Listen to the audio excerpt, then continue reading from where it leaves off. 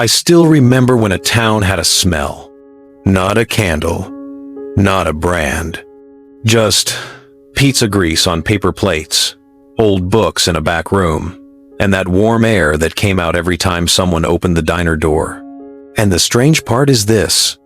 You could walk down the street and feel like you were somewhere specific. Press play, and the past doesn't feel far away. If you're Gen X, you grew up in a world where local wasn't a category. It was the default setting.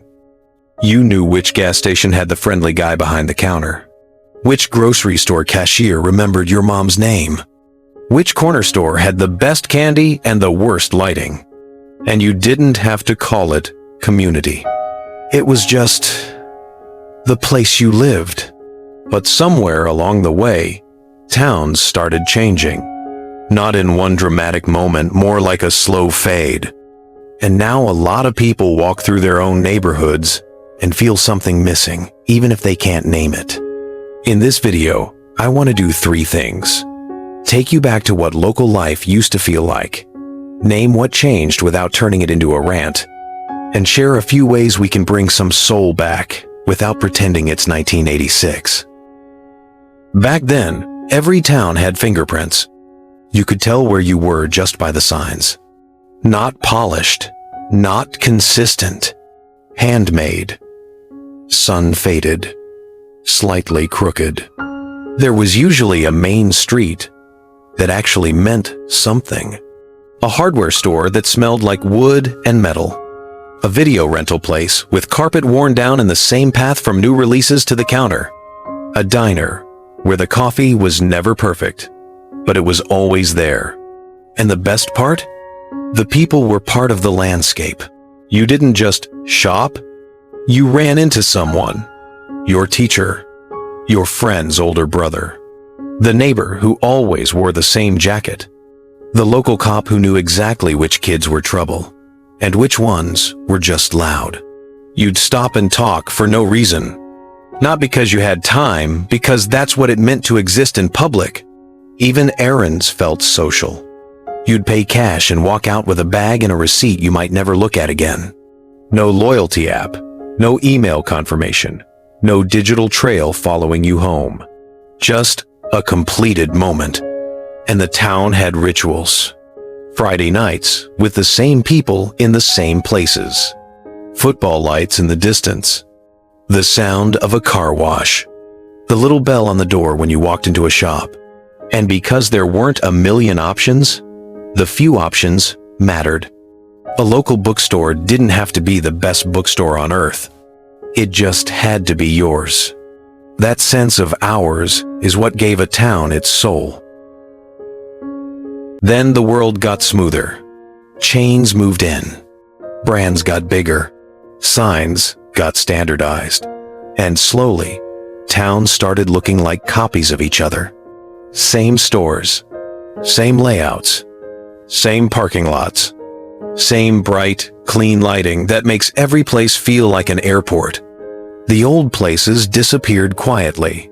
The local hardware store replaced by a giant box store. The family diner replaced by something with a menu designed by a corporation. The bookstore replaced by a shipping box on your porch. And the weird part is, it's not always worse in quality. Sometimes it's cheaper. Sometimes it's faster. Sometimes it's more convenient. But it's also emptier. Because convenience doesn't create memory. It creates efficiency. Now you can order almost anything without leaving your house. And that feels great. Until you realize the town is no longer where life happens. It's just where houses are stored. And there's another shift. Gen X notices immediately. People aren't in the same places anymore. We used to bump into each other by accident. Now we have to schedule every interaction like it's a medical appointment. And when you remove those accidental collisions, something gets lost. A town without bumping into people is a town without texture. There are 3 contrasts that explain why towns feel soulless. First, local used to be a relationship. Now it's a transaction. You tap your card, grab the item, and leave. Punchline. We used to be regulars. Now we're customers. Second, places used to have stories. Now they have branding. A handwritten sign became a printed banner. A quirky menu became a corporate template. Punchline. We replaced personality with consistency. Third, time used to stay in a town. You could make a mistake, grow up, and become someone new. Your awkward teen job, your dumb haircut, your old reputation, eventually it softened. Now towns don't forget as easily because everything is documented and searchable. Punchline. The internet gave towns a memory and took away their mercy. And one more thing. When every place looks the same, people start acting the same. Because place shapes behavior. A diner invites conversation. A drive-thru invites speed. A bookstore invites quiet. A scrolling feed invites restless comparison. So what can we keep? We can't ban chains. We can't stop technology. But we can bring life back into the places we live. Start small. Pick one local place and make it yours. A coffee shop, a diner, a little bookstore, a barbershop, somewhere real, with real humans behind the counter. Go there on purpose. Not once, repeatedly. That's how places become meaningful. Spend cash sometimes. Not to be dramatic, just to create a moment that doesn't feel like a data transaction. Learn one person's name. Just one. Say it when you walk in. And if your town has a community event, a farmer's market, a school fundraiser, a small parade, go for 20 minutes.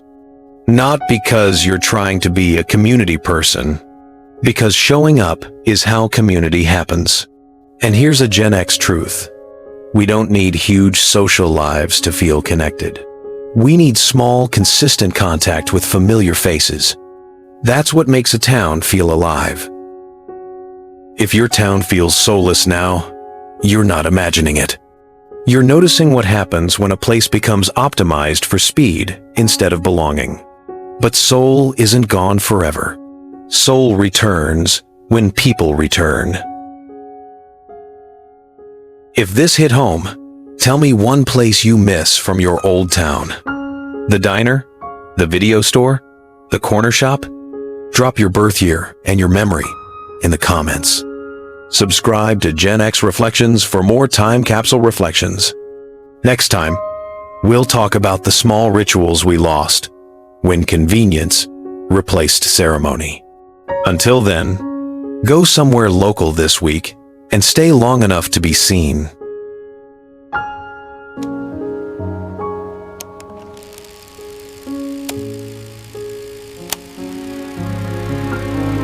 If this video hit you right in the memories, then the next one I am recommending below will probably have you nodding along too.